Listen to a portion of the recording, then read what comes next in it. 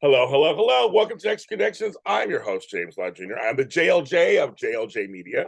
I bring you people, places, things, and ideas. I bring you a person with an idea, with a thing. That's right. He has a new television series called Into the Outdoor, which I just love that title. It's a time travel horror thriller. So we got to ask him about all of that, what that means. Starring Martin Copping, Jesse C. Brown, Christina Kilmer, and Garrett M. Brown. It premiered at the Dancers Film Festival in Hollywood back in June, correct? I think it premiered there. I no, just last Friday. It was the It's on 30th. Friday. It was on the Friday night. Yep. Okay, on Friday. And we're going to talk to you, get to know him a little bit, find out what the series is about. He's a writer and director, Dale Peterson. Hi, Dale. Hey, great to be here. Same, great to see you. And your posters are behind you. So, folks, that's the poster back there, of course, of this new television series. So, okay, first of all, we were talking on another show. We support the writers, we support directors, we support producers, we support all the different. I'm wearing the shirts. I'm wearing them as long as they're 10 weeks now as we're recording this. Yeah. Strikes going on 10 weeks. Do you just have any kind of remarks? I mean, you might want to make just because you're a writer, I'm a writer, we're writers. I know, and I just hope they get it together. It's disappointing that the Yeah. just that it's gone this long here with the amount of money that's involved and the thing that they're asking for is very little compared to what they're making. Yes. That's all Very true. and yeah, they do. I just wish there would be some cooler heads and it would come together, and be equitable for everybody, especially in today's the way the media is changing. So that's my feeling about it. Now I want to ask you, go and lead into that a little bit of did you all were you always a writer? Like were you a kid, high school, teenagers, were you like when did you go actually get into because you're also a director and stuff, but when did you get into writing? Um, so when I was a kid, I was dyslexic, and I couldn't, and really, mostly through my grammar school and halfway through um, junior high and high school, I learned to read on my own. But um, when I was younger, I couldn't read. I never would have dreamed I would even be able to be a writer. But I I kind of I don't have anything to back it up scientifically or anything. I just do know that by having to figure out a different way to read, I think I probably grew some different neural pathways in my brain. And I'm extremely visual. I have the skill that I can sit in a room and listen to a teacher or professor talk, and I can grasp the subject and I can take the test without having to read it. So whereas when I was a kid, I would have probably done anything not to have that, to be normal. But as an adult, I wouldn't trade it for the world now, because I really, it's given me vision to see things ahead, vision to see scripts. So I've always had this creative part of me, getting back to the writing thing. And when I was about 20 years old, I saw this this writer director giving a talk. His name was Stephen J. Cannell, and There he is. he did the A Team. He A did, prolific writer. yeah, and did At the end of all the shows, he taps on a typewriter, it goes to paper, and it goes into his. That's a yeah, famous. and he started telling his story of elementary school and high school, and it was the exact same as mine.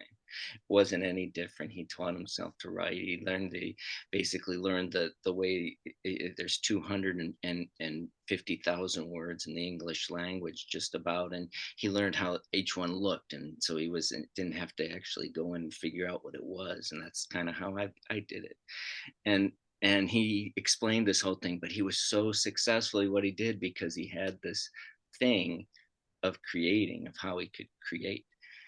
And so anyways, when I saw that, it kind of changed me, and I started being able to get, same way I do now, is take ideas and bring ideas from the beginning to the end in writing. And that's it. I took in my 20s, I took some UCLA extension classes later on, learning to write, making sure I'm on the right path. Yeah, And yeah. that is my segue into writing. And then thank God for the personal computer with spell check, because even now as a writer, I look back on it, red line, red line. Yes. Let's understand. I know how to type on a typewriter in high school, so like that was before. Believe me, Yes, it was a tough one. before they had corrector tape or anything. It was a typewriter. Yeah. And later on, even after school, when I needed that, I if I couldn't do it, I'd find someone I could pay to do it for me. So you're smart. You're smart. So I was that smart. I was like still trying to figure it out. But back then though, they didn't have the words for dyslexic, did they? Back then, yeah, No, they didn't have those words. They knew a little bit, and that's kind of why I faked it Yeah. I faked it until, and which a lot of kids do, and a lot of we all kind of knew each other. The Yeah. ones kind of had it, like, so I just faked it for a long time. Didn't want to be labeled, Yeah. and I get that. yeah, it was probably till even after in my 20s when I was even comfortable talking about it, Yeah. So. Well, it's weird, but I always say in adversity, Mm-hmm. you learn how to over. We're humans. Like this is not the same thing at all. But I'm left-handed, and I was one of two left-handed people in my whole family. So in a house full of right-handed people, Mm-hmm. everything's set up for them. They Right. say for those of us who are left-handed, it's also a thing of we learn how to adapt to the world. Now I'm an adult. I have a left-handed kitchen. I actually set the things left-handed. My refrigerator, I did on purpose as an adult. But as a kid, like you said, you learn how to kind of walk through, and now And we can use it today. You can use what you learned. So I'm gonna ask you. I'm sure if this visualization, this kind of stuff, works for you now, doesn't it, in your work? Oh, absolutely. It's so I really kind of segue into started doing music videos, and kind of getting into doing film, is that when I would go in and talk with musicians and say, well, what would you want to do with this song? And they wouldn't have a clue. And I had all these visuals in my head, and I thought everyone kind of had this gift. And then I started realizing maybe everybody doesn't have this. No, everybody just know they don't. So yeah, so this is my lane right here. I don't have a lot of gifts, and I'm you know, it, but that's the one. Well, because you've done documentaries, you've done Mm-hmm. film, short and Mm-hmm. longer, and then a series. And you said I didn't realize you also did music videos too. I'm sure it's still there's a through line of your how you learn. Because again, the brain is so very interesting, and how we utilize our brain depends on everything. I mean, it's how you use it. I mean, it's how you use it, how you tap into it. Right. So I'm sure with each type of project, well, no, I shouldn't say I'm sure. Let me ask you the question. With each type of project, is it basically the same kind of order for you? Like, so if it was a documentary or it was a TV show, or is each project every type different for you? Well, I think at this point right now, just haven't been successful with a few things. Yeah. I'm in my lane right now where I can do my own stuff, and I have people interested to push my stuff right now, which is good. Like, and I don't have to. I'm not really begging for somebody come in, like I would love to somebody to give me a lot of money, but I do Oh, have no, of people course. that are interested in my Yeah. stuff, that I can be a little autonomous and write and direct my own things. Yeah. When it comes to writing a series, I want to get to the series because this is into the outdoor. When you're creating a series, do you know the ending of the season? I do. I So know you do.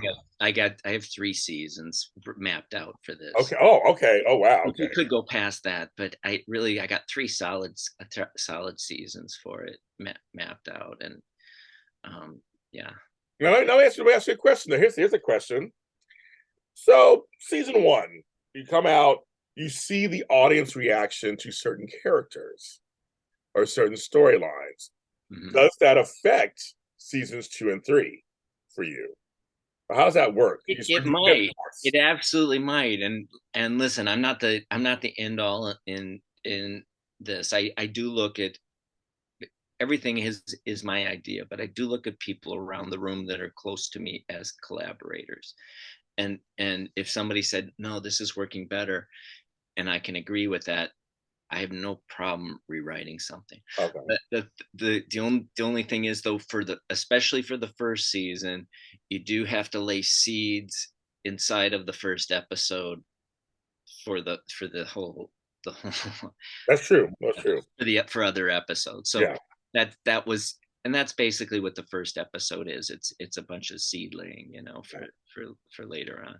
Well, I bring it up only because I know sometimes, because I'm a writer also. I do audio dramas, so I know when someone starts reading my scripts, sometimes things come out. You're like, oh, the way they said that, or the chemistry, like unexpected. I just, life happens when you're collaborative and you're in a spirit. So I just always wonder if you're like, I have this mapped out, I have an idea, but you're saying you're not super married to like directly everything happening. No, and I know some director writers are married to every single word Yes, of the exactly. page and everything else.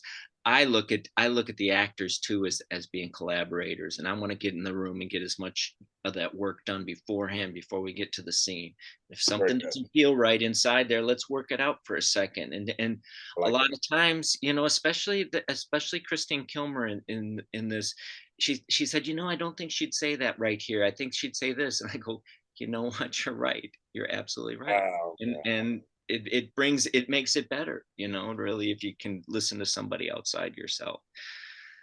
I agree. Well, it takes someone to have, less ego to go. I want the big pictures. I want this to be good, and I want everybody to watch it. That's the big picture, right? That's what you want. You want people to watch what you're putting out there, not be so held to stuff and nobody watches it. You're like, well, okay. You want folks to watch it, so you want to make sure you want to make sure you can walk away feeling good about it, and that everybody can walk away and enjoy it, right? Right. Absolutely. That's what I think. So tell us about the series, because it's a time travel horror thriller. Okay, it's like three. I would call it a historical fictional thriller. That's still a lot of stuff. That's still some. Still a lot of stuff, but the history part of it. So there was this book called Devil in the White City, which it's about America's first serial killer, which he was in Chicago during the World's Fair in 1893. Oh. That part of it's completely true. This book was a New York Times bestseller, and if you talk to anyone from Chicago, they all know this story about this guy.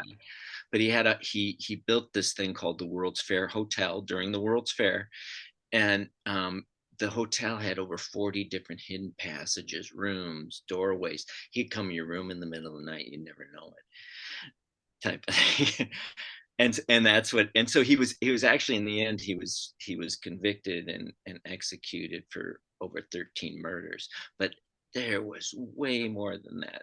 They found a torture room in there, inside the middle of this hotel.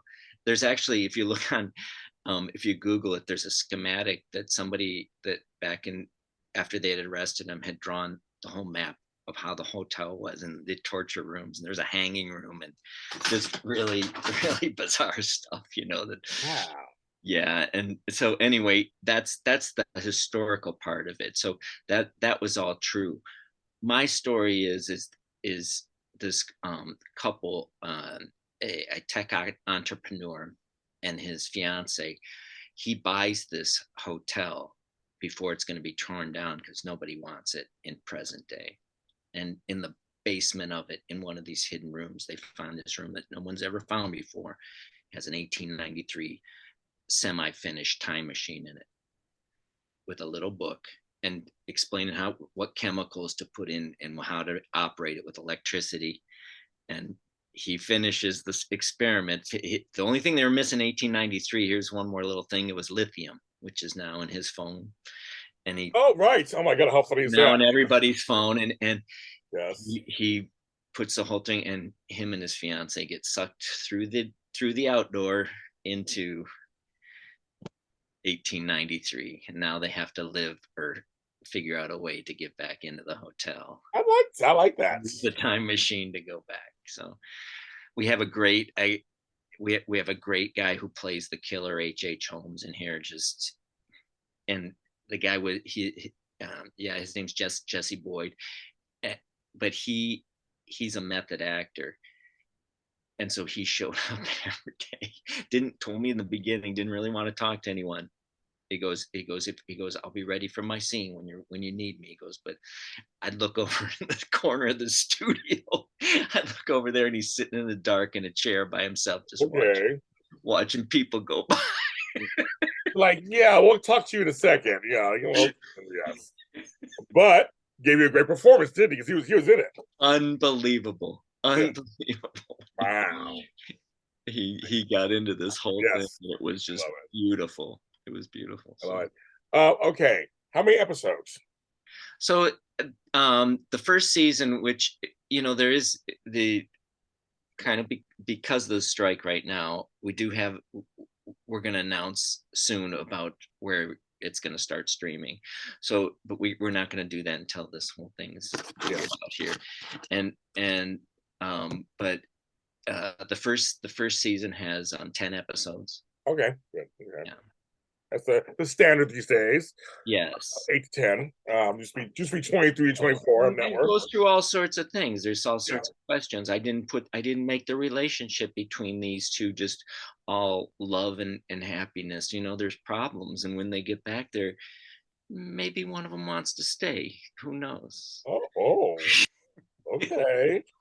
Or one of them falls in love with somebody else. That's yes. But you mentioned, okay, so it's a serial killer. So tell us the show. How much gore are we going to see? Well, there's enough in the first episode. And you're like, oh, don't worry, James. You're going to see gore. Oh, yeah. There's enough. And you do see the killer inside of his lair, inside of his torture room with, so we in the studio, they built all the sets with the hidden doors and everything, and it was just it's fantastic. That's funny. But do you have to think about that though, because of like the amount of what you can show and not show? Yeah, you always hear about nudity and stuff. I'm thinking about gore though. I mean, for a TV show. And then some of the greatest horror films are by a guy who never showed. When you see Psycho, that's true. 79 different clips inside that thing, and you never saw a knife going into skin. Yeah, you're right. He shot that. If you're gonna know 79 next time, everyone. I know. 79 different ways he shot that thing: shooting down at the drain, shooting up at shooting the knife going through. You never saw the knife hit any skin. It's funny. Now you say that, Dale. There's certain movies I look now. I'm thinking like right now, thinking about how they were creepy, scary, or just like, well, even just that. I was thinking of Jaws at first. Same thing. The music gets you scared. I mean, the fin. You see the fin more. The fin's in the movie more than anything else. I mean, there's that one, of course, the one big scene where Charles tries to get the boat and everything, but mostly it's the fin going around and the music. That, and then a few times you see a girl struggling in the water. Right. Isn't that crazy? That's the part. There was a movie called, I remember, Deep Water. It was an indie. Oh yeah, I absolutely. Yep. Another one of those is kind of like, it was just more. It's like, so that must be really. That's really an art form too, to do that, where it's like you're engrossed, you're in it, without actually showing the leg being ripped off, and this. I mean, like, well, and you still walk away scared. Right. Well, and I'm a big proponent of that, of shooting as much as you can and getting those other little clips too. So yeah, I like gore, so I don't mind. I like both. I do too. Eye popping out in the arm. I love that kind of stuff. I do too. I do. As I grew up with that, I mean, I was watching the other day. It was on. I was watching the whole last half of Cabin in the Woods. Yeah, the elevator scenes, folks. You want to see gore? It is some gory stuff, and that lasts like 20 minutes of the movie. So yes, it's very famous sequence. But I also like a lot of the other stuff that what you say, where it's suggested too. That can also be, if it's done well, right, can be really this thing. Yep. Thing. But now you say next time I see Psycho, I'm gonna think, okay, 1, 2, 3, 4. I was start counting. Oh, you did it all, and sound effects. Yeah, no, yes. That's so funny. Right, so now I'll ask you your director's side of things, because who is your most important person doing stuff like that as a director? Who's your most important person? I'm a huge fan of Hitchcock. That's how I knew the 79 different. Yeah. I'm a huge fan of how he would build those tensions. I love that. I'm a huge fan of old films too. But you don't torture your actresses, right? No, but Like I'm a big Hitchcock fan too, so I know all the stuff. But yes, yeah, like Birds and everything. All those are, the love poor it. actors, a Tippy Hedge and all. They all had to deal with them. But no, so Hitchcock is one of your go-to guys you like to. I love it. I love the way he built tension inside of the scenes too. Yeah, I agree with that. And then on set, who's one of your most important people to have with you on set as you're directing? Well, I've even this TV series. I have an actor friend named Garrett M. who's been in 100 different. He's in a TV series right now. He's in everything from Uncle Buck to people. Some people know him from Kick Ass. He's that guy. Like he's that guy in that thing. He's that guy. He's like one of those guys, right? And he's a very and I know his theater work too, and he's an extremely versatile actor, and that's how he's good too, because he's worked the theater and he's worked it and worked and he just and so anything I have a lot of times he's an artistic partner too, so I'll give him a script and he'll give me stuff he's working on too, and we'll bounce off each other. But I in the movie Frank, which is 2016 that came out, he plays a man with Tourette Syndrome in that, and I've used him 3 times on different. And it's kind of like I always say to somebody, like if you get a good plumber at your house, are you going to call that another plumber to come in and next time and see how he's going to do? Or are you going to call that good plumber back that gives you true. Well, that's true. True. And so I can call him and oh my gosh, he just kills it every time. So yeah, he Garrett M. Brown's probably, but I have several actors that I've known from theater that I can call on, and they'll just give me a great performance too. That's very true. I always say you have a good hair person, a good this person over here, good this. Keep those people close to you. Yes, exactly. I have a good electrician. I have a good plumber. I keep them all close to me.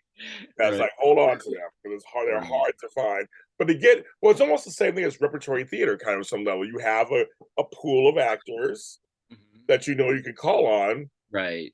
For anything. Yeah, pull off just about anything. Yeah. So why should we watch this series, in your opinion?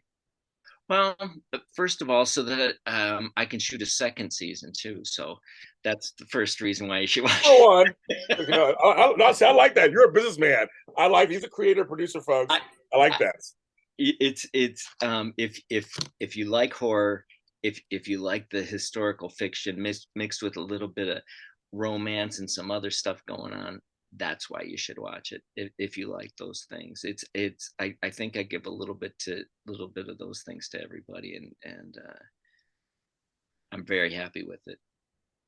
So it's not out yet, right? It's not out yet. Not out yet. We will be making an announcement. Our Instagram is Magic TP Films, and that's where we are going to announce when it's. So it's Magic TV Films. TP as in Indian.